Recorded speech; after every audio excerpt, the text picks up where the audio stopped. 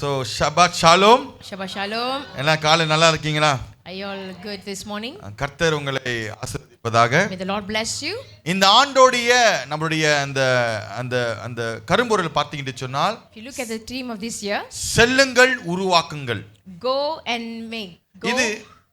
இது மத்திய 28ஆம் அதிகாரம் 19 லிருந்து 20வது வசனத்தில் எடுக்கப்பட்ட ஒரு வசனத்திலிருந்து எடுக்கப்பட்ட ஒரு குறிப்பு. This is a theme that was taken from Matthew chapter 28 verse 19.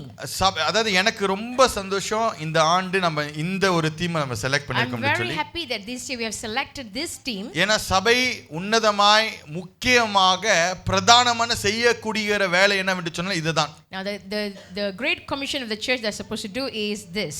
So இதை சார்ந்து relying on this, இது ஆண்டோட இது இரண்டாவது பிரசங்கமாக இருக்கிறது. This will be the second sermon for this year. So இதை சார்ந்து நான் பிரசங்கத்தை நான் ஆயத்தம் பண்ணி இருக்கிறேன். I prepared my sermon based on the theme. So அதனால என்னுடைய பிரசங்கத்தின் தலைப்பு என்னவென்று சொன்னால் இறைப்பணியும் திருசபையும். So the title of my sermon is Missional Church. தமிழ்ல வந்து இறைப்பணியும் திருசபையும். Missional Church. நாம் வசனத்தை நாம் வாசிக்கப்போமாக. Let's turn our Bible to மத்தேயு 5ஆம் அதிகாரம் 14 லிருந்து 16ஆம் வசனம் வரை நாம் வாசிக்கப்போம். Matthew chapter 5 verses 14 and 16. நீங்கள் உலகத்துக்கு வெளிச்சமாய் இருக்கிறீர்கள். மலையின் மேல் இருக்கிற பட்டணம் மறைந்திருக்க மாட்டாது. விளக்கை மரக்காலால் மூடி வைக்காமல் விளக்கு தண்டின் மேல் வைப்பார்கள். அப்பொழுது அது வீட்டிலுள்ள யாவருக்கும் வெளிச்சம் கொடுக்கும். இவ்விதமாய் மனுஷர் உங்கள் நற்கிரியைகளை கண்டு பரலோகத்தில் இருக்கிற உங்கள் பிதாவை மகிமைப்படுத்தும்படி உங்கள் வெளிச்சம் அவர்கள் முன்பாக பிரகாசிக்க கடவுது. ஆமென். Verse 14. You are the light of the world. A town built on a hill cannot be hidden. Neither do people light a lamp and put it under a bowl. Instead, they put it on its stand, and it gives light to everyone in the house. In the same way, let your light shine before others, that they may see your good deeds and glorify your Father in heaven. Amen. Amen. சரி, இந்த வசனம் நமக்கு எல்லாருக்கும் தெரியும். மத்தேயு 5ஆம் அதிகாரம் 14 லிருந்து 16 வசனம் வரையிலும். So we are well versed about this verse. இந்த நம்ம எல்லாரும் வெளிச்சமா இருக்க வேண்டும் இந்த உலகத்துக்கு என்று சொல்லி இயேசு சொல்லுகிறார். Jesus said that we have to be the light of the world. வெளிச்சம் என்று சொல்லும்போது எனக்கு நிறைய ஆப்ஜெக்ட்ஸ் இருக்கு. எனக்கு ரெண்டு ஆப்ஜெக்ட் என்னோட மைண்ட்ல வருது. There are many objects in accordance to the light, but I have two objects in my mind.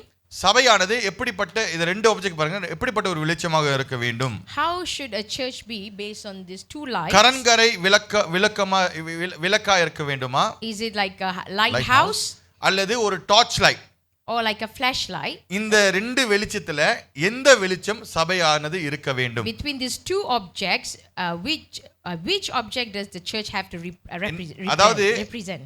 இறைப்பணியும் திருசபையும் ஒரு மிஷனல் சர்ச் சொல்லும் பொழுது, when we say missional church, இது ரெண்டும் வெளிச்சம் தான். these two things are light. இந்த ரெண்டு வெளிச்சம் முக்கியம் தான்.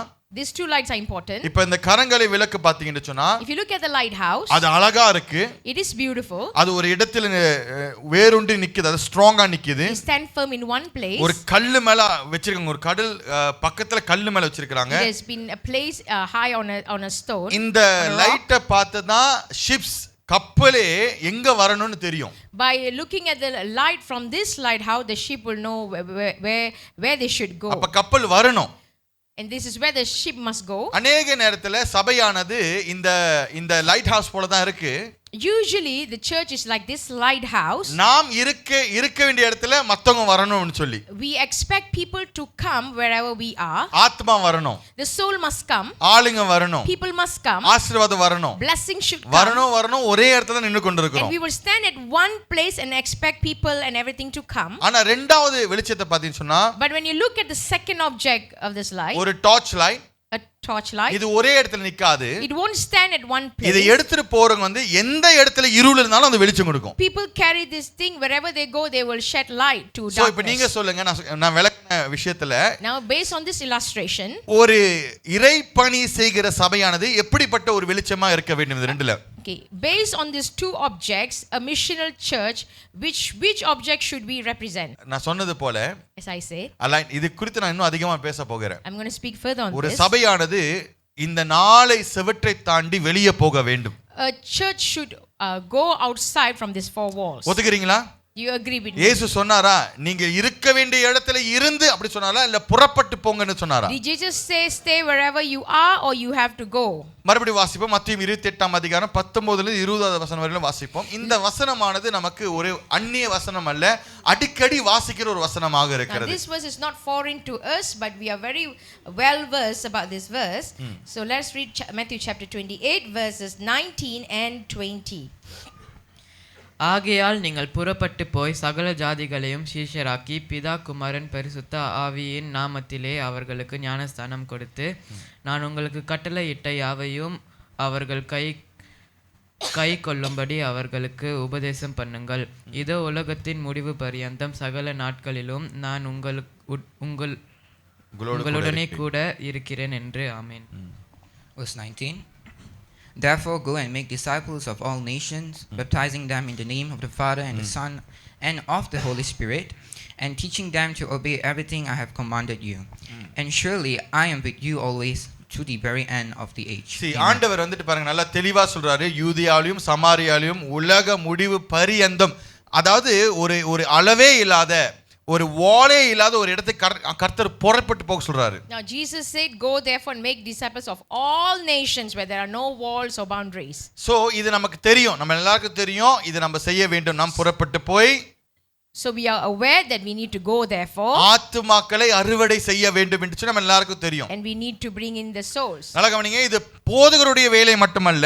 Now this is not a duty of a pastor alone. இது மூப்பர்களுடைய வேலை மட்டுமல்ல. Not the duty of a leader. முழு சபையோடைய வேலை இதுதான். But it's a duty of the whole church. என்னுடைய கேள்வி, ஏன் இன்னும் இது செய்ய முடியாம இருக்கு? But my question is, why do we still fail in fulfilling this நமக்கு எல்லாம் commitment? தெரியும் என்ன செய்யணும். We all know what we're supposed to do. ஆண்டவருடைய பிரதான கட்டளை என்னன்னு தெரியும். We know what is the great commission. ஆனா இது செய்வதற்கு நாம் ஏன் தவறி விடுகிறோம்? But why do we fail in fulfilling this? எப்படிப்பட்ட ஒரு டார்ச் லைட்டா இருக்கிறோம்? இந்த படத்துல பாத்தீங்கன்னா ஒரு ரஸ்தியான ஒரு கரை பிடிச்ச ஒரு டார்ச் லைட்டா இருக்கு. Are we like this rusty பாய்க்க முடியாத torchlight? ஒரு இடத்துல பாய்க்க முடியாத அப்படியே தள்ளப்பட்ட ஒரு டார்ச் லைட்டா இருக்குறோமா? Are we torchlight that cannot be used and been placed somewhere? நான் செய்ய முடியாத காரியத்துக்கு ஏன் செய்ய முடியாது சொன்னா ரெண்டே காரணம் தான் இருக்கும் என்று சொல்லி நான் யூகிக்கிறேன். I believe there are only two things that is being a blockage for us to do. உங்களால ஏன் செய்ய முடியல சொல்லிட்டு இந்த ரெண்டு காரியத்துல எது ஒன்றுன்னு பாருங்க.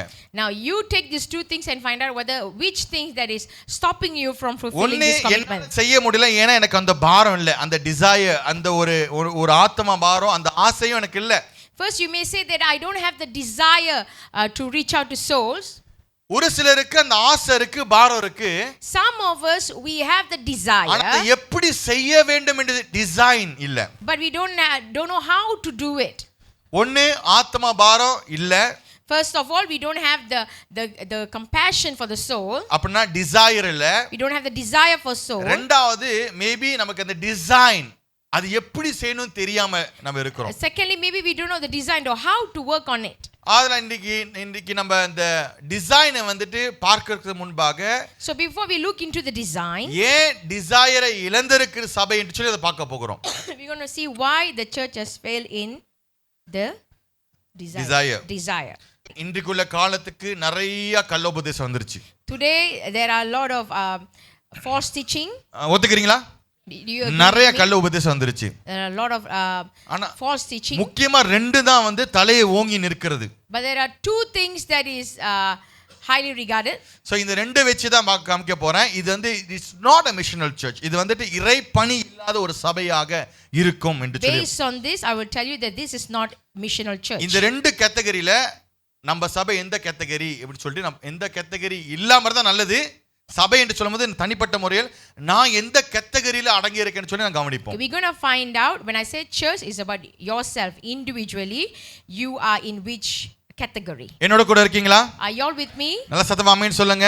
Say amen loudly. ஆமென் சொல்லுங்க. Say amen. பக்கத்துல சொல்லுங்க, செல்லுங்கள். Tell the person next to you, உருவாக்குங்கள். go and make. செல்லுங்கள். Go உருவாக்குங்கள். and make.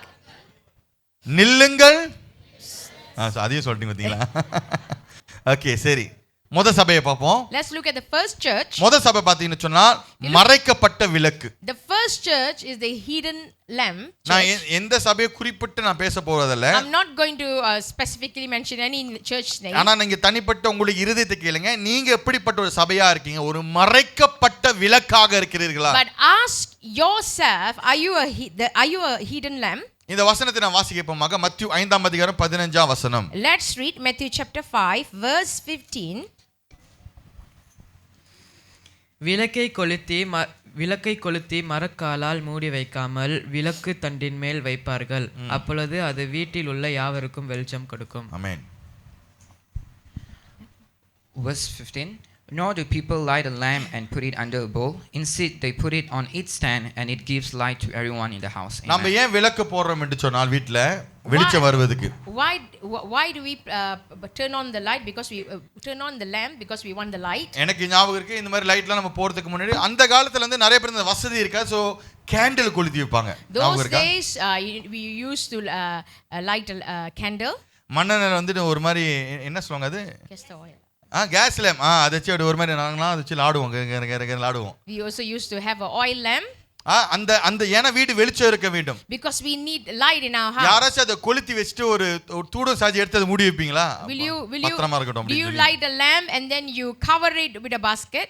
சபை ஒரு வெளிச்சமாக இருக்கிறது. Now the church is light. ஆனா அது ஏதோ கீழே மறைந்து இருக்கிறது. But it is trapped under something. இது எப்படிப்பட்ட அநேக சபைகளை நம்ம எப்படியா குறிப்பிடலாம்? We can mention some churches. ஒரு உதாரணம் சொல்றேன். Let me give you one example. மறைக்கப்பட்ட சபை என்று சொல்லும் பொழுது உலகத்தை எதிரியாக பார்க்கிற சபை ஒரு மறைக்கப்பட்ட சபை. A hidden church is a church where they will look at the world as their enemy. அத புரியுதா என்ன சொல்றேனே? இந்த உலகத்தை நீங்க சர்ச்சில் உட்கார்ந்திருக்கீங்க, சந்தோஷமா உட்கார்ந்திருப்பீங்க. எப்படா இந்த சர்ச் முடிஞ்சு போனாலே உலகத்துல துன்பமோ அப்படியா இருக்கதே, உலகமே எதிரியா பார்க்கிற ஒரு சபை இருக்குது. Now while we are sitting in the church we be happy, but the moment we walk out of the church we don't like to look at the challenges or the trials that we are facing in this world. எத்தனை பேர் இந்த உலகத்தை நேசிக்கிறீங்க? கை தூக்குங்க. How many of you all love this world? முதல்ல கேட்டுக்கணும். எத்தனை பேர் உலகத்தை நேசிக்கிறீங்க? கை தூக்குங்க. How many of you all love this world? எவ்வளவு குறைவா இருக்கு பாருங்க. நல்ல சபை அது. This is a good church. இது மறைக்கப்பட்ட சபை அது. This is a hidden church. திருப்பி கேக்குறேன், நான் கேட்டது ரைட்டா இருக்கும், சரியா இருக்கும், ராங்காவும் இருக்கும். நல்லா கவனமா கை தூக்குங்க. எத்தனை பேர் இந்த உலகத்தை நேசிக்கிறீங்க? கை தூக்குங்க. How many of you all love this world? அப்ப நீங்க நேசிக்கல உலகத்தை. So you don't love this world. உலகத்தை நேசிக்கிறீங்களா இல்லையா? உலகத்தை நேசினா, நான் உலகத்தை நேசிக்கிற கேமரா இருக்கு சொல்லுங்க. நான் இது யூடியூப்ல போறேன் சொல்லுங்க. நான் உலகத்தை சொல்லுங்க. Now say I love the world. நினைப்பாங்க இவனை போய் 2ஆவது வாரத்துல நான் பிரீச்சிங்க போட்டு சபையை வேற திசைக்கே கொண்டு போறான் பாரு அப்படின்னு சொல்லி. உலகத்தை நான் இந்த கேள்வியிலே நிப்ப, நீங்க சரியா நீங்க எல்லாம் அப்படியே குழப்பத்துல இருக்கீங்க. உலகத்தை நேசிக்கிறீங்களா இல்லையா? You love this world? சரி, நம்ம இப்படி ஒரு வார்த்தையை திருப்பி போட்டா வேற மாதிரி. யோவான் 3:16 யார் உலகத்தை நேசிக்கிறா? Now in John 3:16 who loves the world? சொல்லுங்க. ஆண்டவர் உலகத்தை நேசிக்கிறாரா? இவ்விதமாய் அன்பு கூறுறதுனால. எவ்வளவு அன்பு கூறினாரா? தன்னுடைய ஒரே குமாரன் பேரான குமாரனை இந்த உலகத்துக்கு தரும்படிக்கு அவர் என்ன செஞ்ச உலகத்தை என்ன செஞ்சாரு?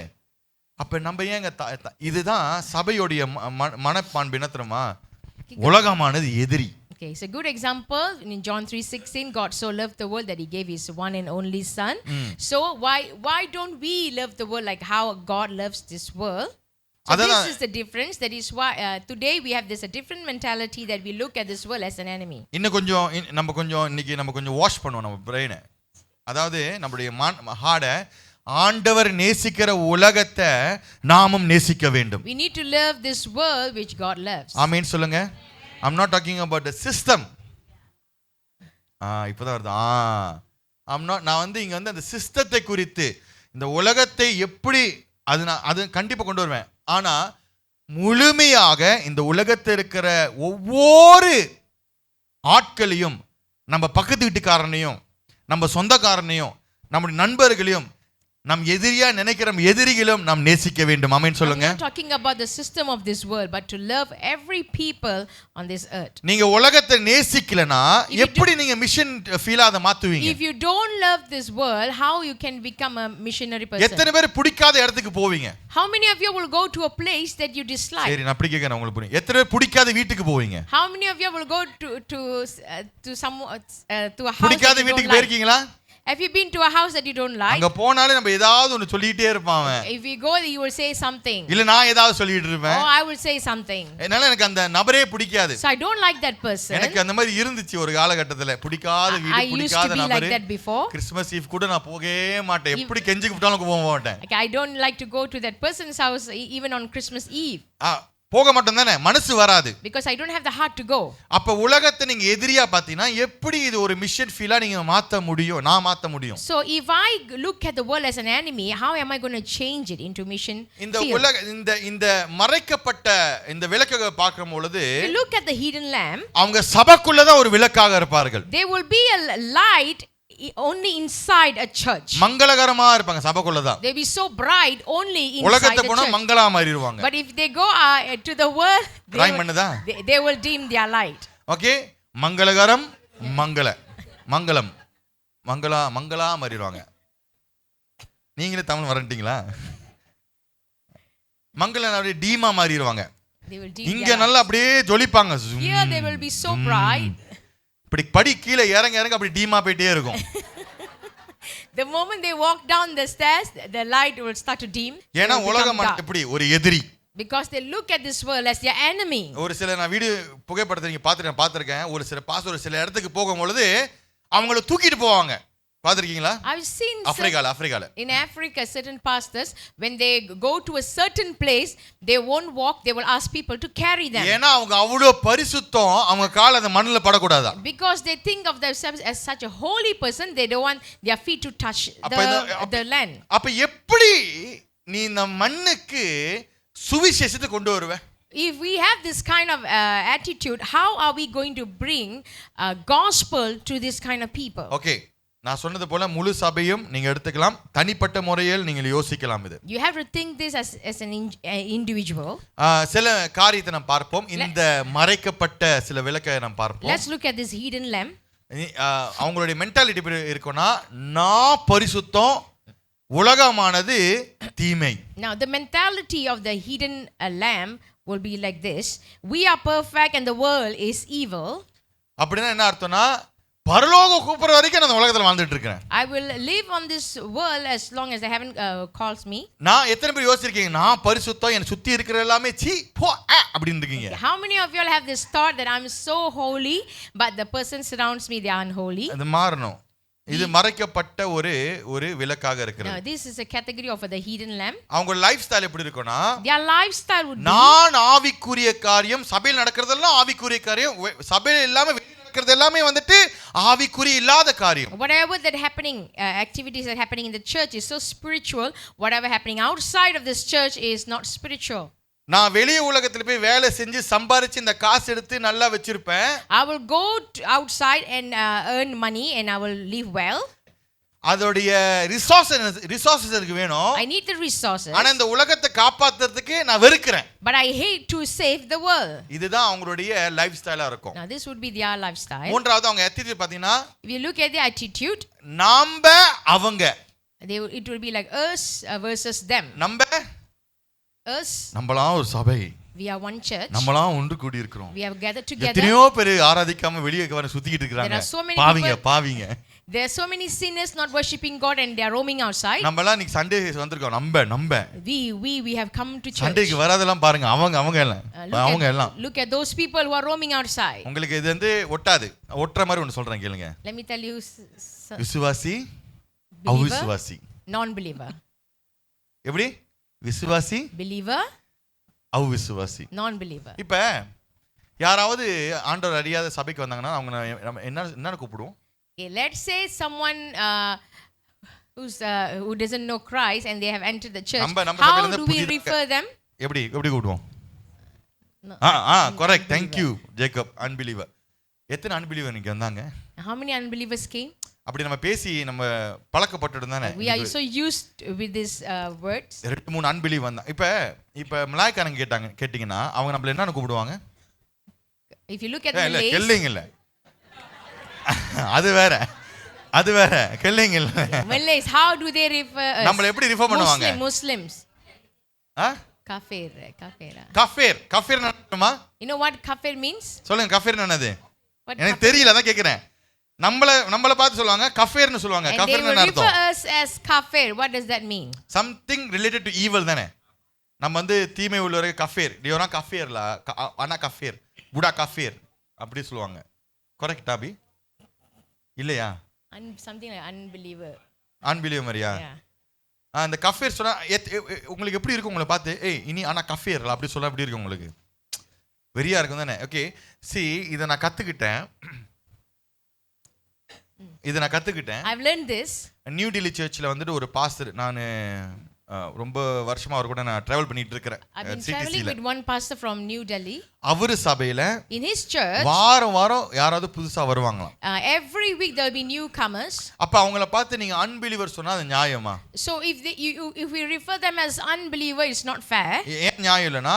They also believer. Because they are also a believer. அவங்களும் ஒரு பிலீவர் தான். ஆனா இயேசு நம்மள ஏதாவது ஒரு நம்பிட்டு இருக்காங்க. ஈவன் ஏத்திஸ் கூட பாத்தீங்கன்னா அவன் ஏதாவது ஒரு நம்பிக்கையோட சுத்திட்டு இருக்கான். So none is actually unbeliever. Okay, they are also a believer because they are believing in something else apart from Jesus. யோசிங்க, நம்ம மத்தியில புதுசா வர let us all pray for unbeliever in the midst of us னா அவனுக்கு இவ்வளவு கோவம் வரும். என்னன்னா என்னை பார்த்து unbeliever சொல்லிட்டாங்க. Okay, imagine if there's some non-Christians they are here and we say let's come pray for the unbelievers, how would they feel? So அவங்க என்ன யோசிச்சாங்கன்னா இந்த புதுசா வரவங்களை நம்ம எப்படி அரவணைக்கணும். So they came with an idea how to approach these new believers. கத்துக்க போறீங்களா? அவங்களை எப்படி நம்ம அட்ரஸ் பண்ணணும் அப்படி. How should we address them? எனக்கு இது கேட்கும்போது எனக்கு வாவ் நல்ல ஒரு தாட் process யோசிச்சேன். When I heard this I thought it's a good thing. அவர் சொன்னாரு they began to name them as a explorers. Okay, they start to address the new comers as explorers. Explorers என்ன அர்த்தம்? What does explorer mean? கண்டுபிடிச்சிட்டு இருக்காங்க. They are seeking or finding something. So யாராவது அவங்க மத்தியில வரும்போது அவங்க நேரா மைக் எடுத்து சொல்வாரா there are some new explorers in the midst of us. So if there's someone new they will just say there are some new there are explorers here. Explorers அப்படி சொல்லும்போது அப்படினா அவங்க இன்னும் தேடிட்டு இருக்காங்க, கண்டுபிடிச்சிடுவாங்க இயேசுவை. Okay, it means they're still looking or finding and soon they're going to find Jesus. அவங்களுக்கு நம்பிக்கை இருக்கு, தவறான ஒரு வேற காரியத்தை மேல நம்பிக்கை இருக்குது. They have faith but on something else. ஆனா இப்போ அவங்க எக்ஸ்ப்ளோரா ஏன் சபைக்கு வந்திருக்காங்க? They came to explore something. So but why they are walking to the church to explore something? சபைக்கு ஏன் வராங்க? எதுக்கு வராங்க? ஆனா ஏதாவது ஒரு விஷயத்தை கற்றுக்கணும், பார்க்கலாம், அதாவது என்ன நடக்குது எக்ஸ்ப்ளோர் பண்ண. சோ அவங்க explorers. So they have come walking to the church to learn something, to know something, so they are called as explorers. அப்ப என்ன ஒரு நாள் பசங்க நான் சொன்னேன், நாம இப்படி செய்வோம், நம்மளும் அவங்கள எப்படி செய்வோம். Welcome to all of explorers.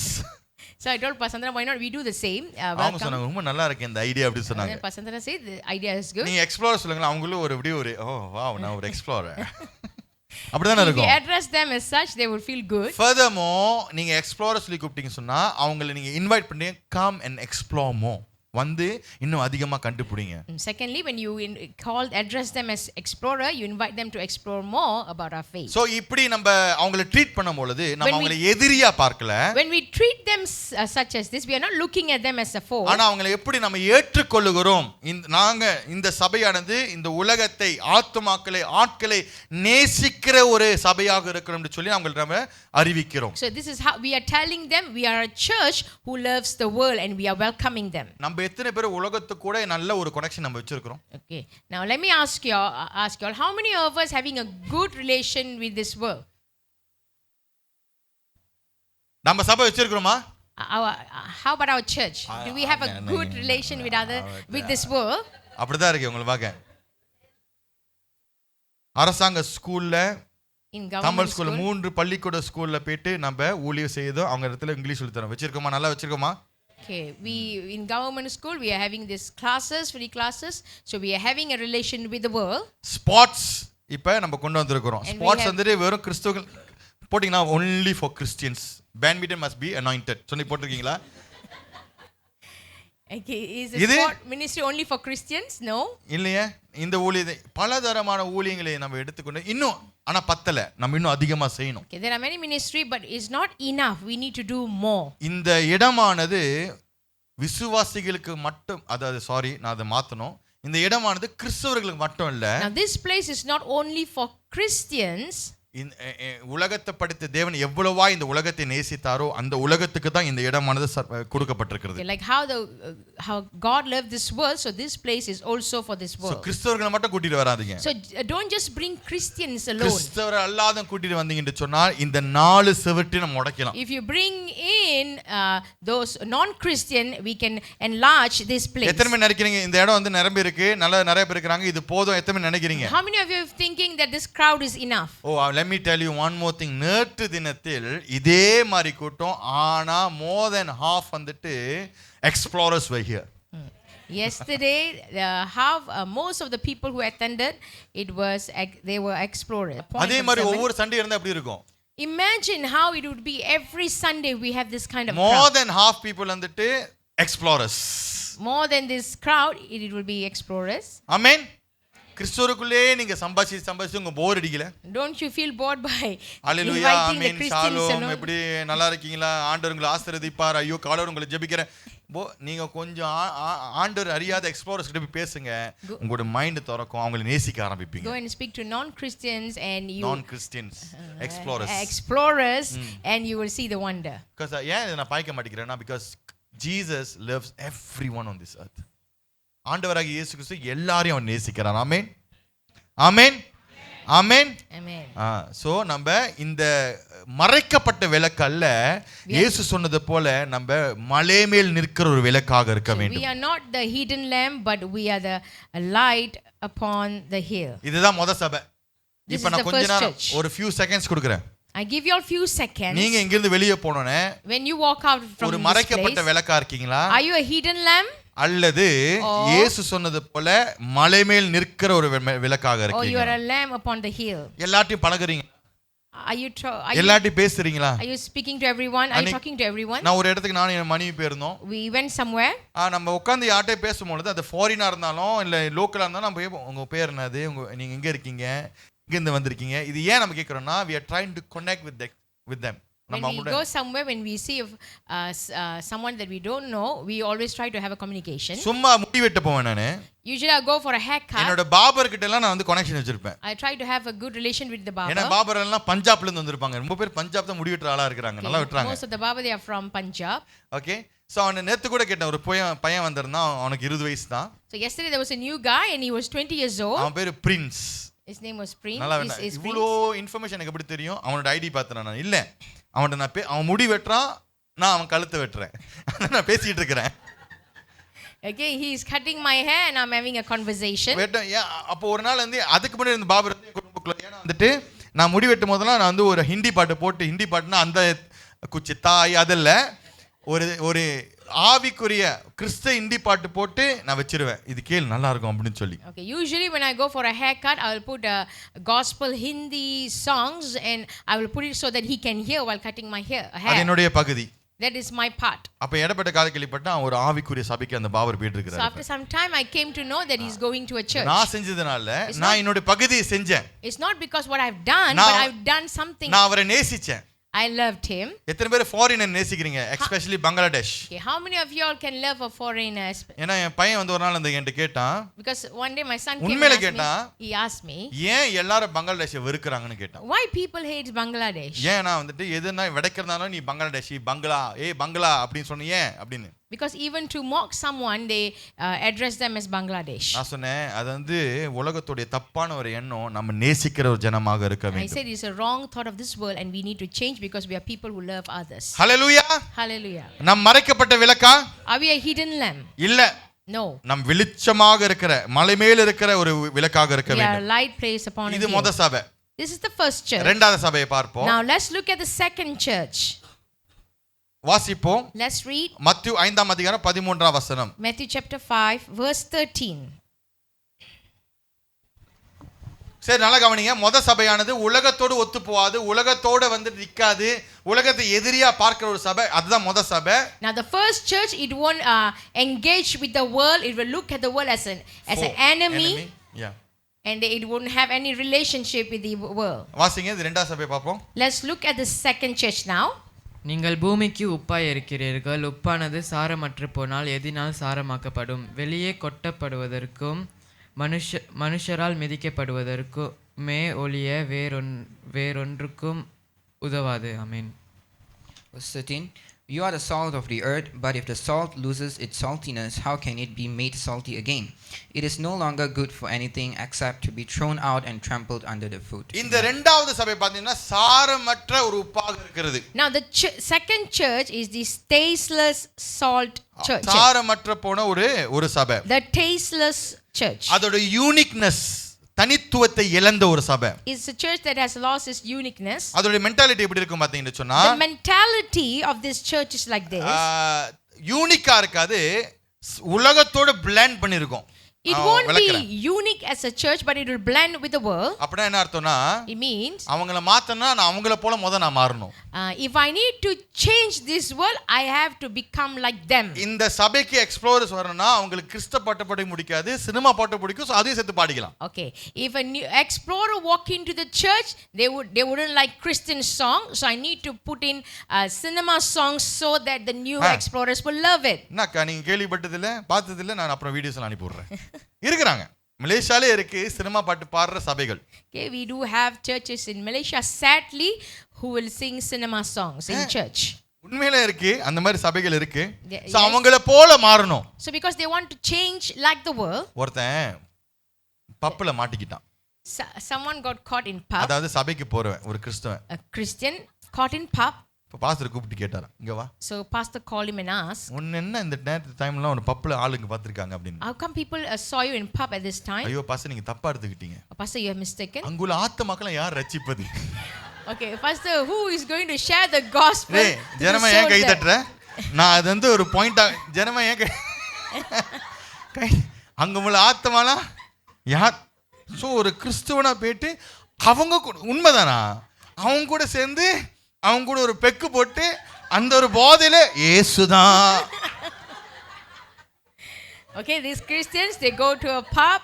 This boy go and share the gospel while having the drink and change just like புரியுது என்ன that. சொல்றேனே? இப்ப அவங்கள மாத்தனா அவங்க போல இருக்கணும். அவங்க Okay, if I want to change them, I have to be one like them. அவங்கள போல இல்லாம கூட நீங்க அவங்கள மாத்தலாம் Now, நேசித்து. you amen. can change them by loving them, not by இது becoming நானே them. வெரி சிம்பிளான, உங்களை பார்த்து அவங்க மாறுவாங்க. They will change by looking at you. நான் காலேஜ் படிக்கும் பொழுது, While I was in college, முதல் நாள் காலேஜ் போகும்போது எல்லாம் Tamil பையனுங்க. when I went to college, everyone was Indian. Tamil பையனா பாத்துக்கோங்களேன், கிளாஸ் போற டீச்சர் அதாவது லெக்சர் வரல, கட்ட வார்த்தை எம்மா டிக்ஷனரி எங்க தான் வச்சிருக்கானது அப்படி கட்ட வார்த்தை பேசுவாங்க. So the Indian boys, they will converse using foul languages. அப்ப நான் என்ன நினைப்பேன், ஏய் சபை கூட்டம்னா அவனுங்க போன கட்ட வார்த்தை பேசினா தான் அவன சபைக்கு கூட வருவானுங்க அப்படின்னு. அப்படியா? Okay, do you think I should speak the same foul language so that I can bring them to church? நான் ஒரு மாசம் இருந்தேன், ஆனா தனியா நிக்கல, அவங்க கூட தான் இருப்பேன், அந்த குரூப் கூட தான் இருப்பேன், அவங்க கூட பேசுவேன், டீசென்ட்டா பேசுவேன். திருந்திட்டேன்.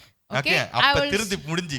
Okay, I will speak to them, I will commune with them, but decently I won't use the foul language that they use. மூணாவது மாசம், Third month, அவனுக்கு கெட்டவார்த்தை பேசுவானுங்க. they will use foul languages. நான் கிளாஸ் ரூம்ல பூந்தோனே, ஏய் பேசாதீங்க, அந்த பையன் எங்க இருக்கிறான், அவன் கெட்டவார்த்தை பேசாதீங்க. So when I walk in, they will say he is coming in, let us not use this language. எப்படி அவனுங்க மாறுறானுங்க? How come they are changing? உங்களை பாக்குறாங்க, they are looking at you. அதே நீங்க அவங்க முறைச்சு பார்த்துக்கிட்டு கேட்டது மோசமான பையன் அப்படி இருந்தீங்கன்னா இன்னும் கெட்டவார்த்தை பேசுவானுங்க. But if you are angry with them and you scold them, they wouldn't like it. ஆனா நீங்க என்ன செய்யணும், அவங்களை நேசித்து அவங்க கூட பழகிக்கிட்டு அவங்களுக்கு நீங்க நல்ல விஷயத்தை சொல்லி கொடுக்க முடியும். So what you must do, you must love them and you can teach them good things.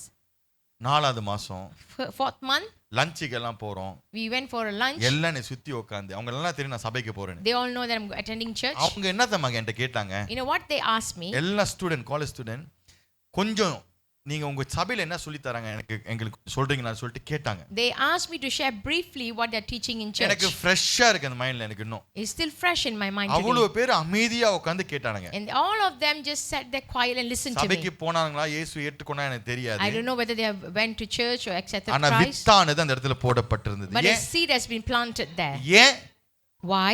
You are unique. அவன் பார்த்தானுங்க. நீ வந்து தனித்துவனா நிக்கறான். தனிப்பட்ட ஒரு நபரா நிக்கறான். Okay, they saw the uniqueness in me. எத்தனை பேர் சபைக்கு உங்க நண்பர்களை கூட்டி வந்தா வேணாப்பா கூட்டி வந்தா ஏன் வண்டவாள தண்டவாளம் ஓட ரயில் அப்படினு எத்தனை பேர் யோசிக்கிறீங்க? How many of you are fearful to bring your friends to church because when they come to church they will know everything about you? School டைம்ல அப்படி ஒரு நண்பனை கூட்டி வந்தேன். ஸ்கூல் டைம்ல நான் வந்து திருந்தல. In my school time I have not repented yet, so I brought a friend to church. ஸ்கூல்ல என்னமா கேட்டான்? You know what he asked me? டேய் நீயா அப்படினு கேட்டான் என்னைய. Is it you? நீயாடா அப்படி இருந்த அப்படினு கேட்டான் என்னைய. சோ யூனிக்கா இருக்கணும். யூனிக்கா இல்லாதவர் ஓகே அவங்க வந்து பிளெண்ட் பண்ணுவாங்க. ரெண்டாவது secondly அவங்க லைஃப் ஸ்டைல் எப்படி இருக்குன்னு சொன்னா அவங்களுடைய ஐடென்டிட்டி வந்து ஐஸ்வரியத்திலும் பணத்திலும் கௌரவத்திலும் இதெல்லாம் தான் அடங்கி இருக்கும். Okay, the lifestyle of this second church is their identity is found in money, gender or social causes rather than in the cross and Christ. இந்த சபை நல்ல பணம் உள்ள சபையா இருந்துச்சுனா ஆசீர்வாத தேவன் இயேசுவுடைய சபை. If this church is rich, they will say this church belongs to Christ. தரித்திரமா இருந்துச்சுனா இது இயேசுவுடைய சபையே இல்ல அப்படினு ஒருத்தர் பிரீச் பண்ணிருக்கான். If this church is poor and they are struggling financially, they will say this church doesn't belong to Christ. ஏனா ஆண்டவருக்கு தரித்திரம் பிடிக்காதா? Because God doesn't love poor. அப்ப உன் அடையாளத்தை எங்க கொண்டு வைக்கறாங்க? So where do they place their identity? இந்த சபை வந்து உங்க அடையாளத்தை வந்து இந்த இடத்துல அதாவது மெட்டீரியல்ல கொண்டு வைக்கறாங்க. So they place their identity in material. கிறிஸ்துக்குள்ள இருக்கிறதை காட்டிலும் instead of placing it on Christ, மெட்டீரியல்ல கொண்டு வைக்கறாங்க அடையாளத்தை. They will place their identity in material. City டெவனக்கல் நம்ம ஆசீர்வாதத்தை ஆண்டவர் கொடுப்பார் நம்புறோம். Yes, we believe God is the one who bless us. ஆனா அதுதான் நம்மளுடைய அடையாளம் இல்ல. But it is not our identity. நம்ம அடையாளம் வந்து கிறிஸ்துக்குள்ளாக இருக்கிறது. Our identity is in Christ Jesus. சத்தமா ஆமென் சொல்லுங்க. Say amen. இருந்தாலும் இல்லாவிட்டாலும் நான் கிறிஸ்துக்குள்ளாக ஐஸ்வரியனாக இருக்கிறேன். Whether I am blessed or not, my identity is in Christ. நான் ரோல்ஸ் ராய்ஸ் ஓட்டினாலும் ஒரு அதாவது வேற இல்ல பைசிக்கிள் ஓட்டிட்டு வந்தாலும் என்னோட அடையாளம் கிறிஸ்துக்குள்ளாக தான் இருக்கிறது. Whether I'm driving a luxurious car or I'm riding a bicycle, but my identity should be in Christ Jesus alone. So இப்படிப்பட்ட சபைகள் என்ன எப்படி இருக்கும் என்று சொன்னால் சாரமட்ட போனது எப்படிப்பட்ட சபை என்று சொன்னால் So the tasteless church will be like this. அடையாளத்தை வேற இடத்துல கொண்டு வச்சிருப்பாங்க. They will place their identity in something else. மூன்றாவது Thirdly, அவங்க மன திரும்புதலை எதிர்பார்க்க மாட்டாங்க. ஏத்துக்கலாம் வாங்க உங்களை ஏத்துக்கிறேன். நீங்க மன திரும்பாட்டியும் கர்த்தர் உங்களை ஏத்துக்கிறாரு. the attitude of this church would be like this.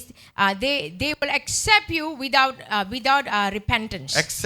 Acceptance without repentance வந்துட்டு இது வந்து ஏற்றுக்கொள்ள முடியாத ஒரு காரியம். you must repent first before you acceptறதுக்கு முன்பாக. Okay, this is something that cannot be accepted. When someone is accepting Christ, there must be repentance. நீங்க ஆண்டவருக்கு முன்பாக வரும்போது வேதம் என்ன சொல்லுது? என்ன செஞ்சு வரணும்? உங்களுடைய பாவங்களை அறிக்கை செய்து தேவனுக்கு முன்பாக நீங்க வந்து நிக்கணும். We know that when we accepting Christ, we should confess our sins before him. அப்பொழுதுதான் நம்ம ஏற்றுக்கொள்ளப்படும். Only then we will be in Christ Jesus. Repentance first, then acceptance. First is repentance, then acceptance. நம்ம இந்த சபை என்ன செய்யணும்னா நீங்க பரவாயில்ல எப்படிப்பட்ட நீங்க மலேசியால இருந்து ஒரு ஜோஹர்ல ஒருத்தர் இருக்கான்.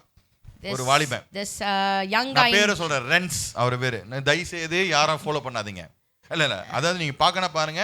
ஆனா இதுதான் ரைட்னு ஃபாலோ பண்ணாதீங்க. Okay, don't follow this person in social media because this is not right. Social மீடியால அவர் என்ன சொல்றாருன்னா மலேசியால பையன் தான் நீ எங்க போனா நீ பப்புக்கு போனாலும் நீ தண்ணி அடிச்சாலும் நீ சிகரெட் பிடித்தாலும் நீ வந்து விபச்சாரம் பண்ணிட்டு வந்து உட்கார்ந்தாலும் நம்ம ஏத்துக்கொள்வோம்.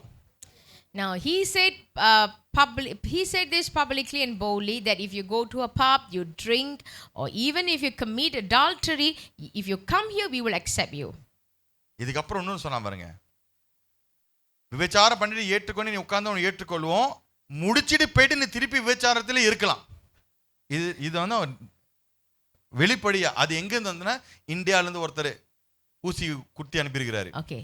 So he said even if you come here after committing adultery and you can keep on, we will accept you and you can keep on going and commit adultery after that. சாரமற்ற ஒரு சபையாக இருக்கிறோம் நம்ம. Are we a tasteless church? அவங்கள உண்மையில மன திரும்பணும் எதிர்பார்க்கறோமா இல்ல வெறும் அக்செப்ட் அத ஏற்றுக்கொள்ள மட்டும் பண்றோமா? So do we really want them to repent or we just want to accept them? எப்படிப்பட்ட ஒரு சபையாக இருக்கும்? What kind of church we are? அதாவது நான் பாலில 2023ல வந்துட்டு நான் இந்த சர்ச் பிளான்டிங்கோட இதுக்கு நான் program போயிருந்தபோது பாலில When I was in Bali, Indonesia for the church planting program, கிட்டத்தட்ட ஏறக்குறைய 21 நாடுகள் அந்த இடத்துல so வந்திருந்தார்கள். 21 nations came together. நான் எங்க இருக்கேன்னா நான் கண்ணு தெரியாத ஒரு இடத்துல அப்படி நடுவுல இருக்கேன் பாருங்க, அங்க இருக்கேன். Okay, can see okay. So அங்கதான் அந்த இடத்துல வந்து ஒரு இந்தோனேஷியால urbanல அத சிட்டில ஒரு ஊழிய செய்கிற ஒரு வாலிபனை நம்ம வந்து சந்திச்சோம். So I met a என்னோட டீம்ல young Indonesian pastor serving in urban. இவர் வந்து ஒரு யூனிவர்சிட்டிஸ்லாம் இருக்கிற இடத்துல ஊழிய செய்கிற ஒரு மனுஷன். So he is someone who works along with the university students. இவருடைய இருதயத்தின் ஆசை என்னன்னா இந்த யூனிவர்சிட்டி ஸ்டூடண்ட்ஸ் எல்லாம் எப்படியாவது ஆண்டவர் இயேசுவை அறிஞ்சிக்க நான் முயற்சிக்கணும் அப்படி சொல்லி. So his heartbeat was to go and bring in all the university students into Christ. சபையே நம்ம சபை கட்டணும்னா சபைக்கு வரதுக்கு வாலிபர்கள் விரும்ப மாட்டாங்க. So if we plant a church, the young ones wouldn't come. Okay, so அவர் வந்து எப்படியாவது சபை எடுத்து வந்தா நமக்கு உங்களுக்கு கொண்டு வர முடியாது, அதனால ஒரு கேஃபே கட்டலாம் உங்களுக்காக ஸ்டூடண்ட்ஸ்க்கு. So he thought if we build a church, youths wouldn't come in. So he built instead he established a cafe. So அந்த கேஃபே கட்டிட்டு After he built the cafe, நிறைய ஸ்டூடண்ட்ஸ் கேஃபேக்குள்ள வர so ஆரம்பிச்சாங்க. a lot of students start to walk into the cafe. Brilliant idea. So I Brilliant say idea. it's a good idea. ஏன்னா ஒரு urban ஒரு சிட்டில நீங்க போயிட்டு ஒரு சபையை கட்டி அப்படின்னா ஒரு கேஃபே கட்டி ஆட்கள் வந்த பிறகு ரட்சிக்கப்பட்ட பிறகு அப்புறம் சபையை கட்டுங்க, சபை வளர ஆரம்பிக்கும். So I thought yes, it's a good thing. First you build the cafe and then you bring in the students, then you share the gospel, then later you open a church and then you can bring them to the church. பிறகு வந்து பார்த்தனா நிறைய பேர் வந்து இந்த cafe வெளிய நின்னு cigarette பிடிப்பாங்களாம். So what happened, a lot of students, they will come to the cafe and they will go outside and they will start to smoke. இல்ல, they won't come to the cafe, they will stand வெளிய நின்னு, ஏனா உள்ளுக்கு தான் நிறைய விஷயத்தை அவங்க பகிர்ந்து கொள்வாங்க, வெளிய நின்னு சிகரெட் பிடிப்பாங்க. So instead of going inside, they will stand outside and smoke. So இவர் என்ன செஞ்சாருன்னா ஓகே இன்னொரு ஐடியா கொண்டு வருவோம், கேஃபேக்குள்ளே ஒரு ஸ்மோக்கிங் லான்ச் வச்சிரோம் அப்படினு சொல்லி. So he thought okay, why not he open a smoking launch within the cafe. அப்ப எல்லாரும் சிகரெட் அடிக்கும்போது உள்ளுக்கு சிகரெட் அடிச்சிட்டே வசனத்தை கேட்கலாம். So while they are smoking, they can hear the gospel. நான் சொன்னேன் அது நல்லா இருந்துச்சு, இது நல்லா இல்ல. I said the first one was nice, but the smoking idea was not. நீ கான்டெக்ஸ்டுவலைஸ் பண்ணு, ஆனா நீ ஓவர் கான்டெக்ஸ்டுவலைஸ் பண்றது தான் வந்து யோசிக்கிறேன். அவரு நானே இப்பதான் யோசிக்கிறேன் நான் செஞ்சது தப்புன்னு அப்படின்னு. Okay, only later he realized what he did was wrong. சாரமட்ட போன ஒரு சபை, அதாவது blending together just to win. The tasteless church, they blend together, yeah. புரியுதா நான் சொல்றேனே? நம்ம தனிப்பட்ட how many times that we have blended together just to win a number. ஒரு நபரை நம்ம ஜெயிப்பதுக்கு எத்தனை முறை பரவாயில்ல இட்ஸ் ஓகே செய்யி பரவாயில்ல ஆண்டு எத்தனை முறை நம்ம பண்ணியிருக்கோம் அந்த மாதிரி. கேட்டுங்க. ஸோ இப்படி ஒரு சாரமற்ற ஒரு சபையாக நம்ம இருந்திருக்கிறோமா? Are we a tasteless church? So அவர் சொன்னார் நான் போன அந்த அந்த ஸ்மோக்கிங் லான்ச்சை நான் மூட போறேன். So he said the first thing I'm going to do, I'm going to shut down the smoking launch. Praise God. Very good. நாங்கள் ஒரு 4 பேர் டிஸ்கஸ் பண்ணோம். 4 பேர்த்து நம்ம என்ன சொன்னோம், உன்னோட வந்து நீ வந்து எங்கேயோ போயிட்ட, நீ இங்கே இருக்கிற ஆள் இல்லை, ஆனால் இப்படி செய்யக்கூடாது. கேஃபியாக இருக்கட்டும், வருது வராது ஆண்டு கையில் இருக்கிறது, ஜெபம் பண்ணு, அவ்வளோதான். You just need to pray. அதுக்கு நீ அவங்கள ப்ளீஸ் பண்ண சொல்லிட்டு நீ செய்ய. சபை உலகத்தை வந்து பிரியப்படுத்த சொல்லி எல்லாத்தையும் செய்ய வேண்டிய அவசியமே இல்லை. The church shouldn't do everything just to please the world. என்னோட ஒத்துக்கணும், ஆமென் சொல்லுங்க. Those who agree with me, நம்ம நேசிக்கிறோம். Yes, we love them. ஆனா உன்னை ப்ளீஸ் பண்றதுக்கு சிம்பிளா சொல்றேன், ஒரு பேரண்டா என் பையனை ப்ளீஸ் பண்றது நான் எல்லாத்தையும் அவனுக்கு கொடுக்க மாட்டேன். In simple term, just to please my son, I wouldn't give everything to him. But I love him. நான் நேசிக்கிறேன் அவனை. I do love him. ஆனா எனக்கு தெரியும் எது கொடுத்தா, எந்த வேளையில கொடுத்தா, எந்த நேரத்துல கொடுத்தா அவனுக்கு டிசிப்ளின், அதெல்லாம் எனக்கு தெரியும். But I know when and where to give him. So இந்த ரெண்டு சபையில, but between these two churches, மறைந்திருக்கிற சபை, the first one is the hidden church. மறைந்த சபை, எனக்கு உலகத்துக்கு எந்த ஒரு கனெக்ஷனும் இல்ல. And the first church is they have no connection to the நாங்கள world. heavenly people, இதுதான் hellly people.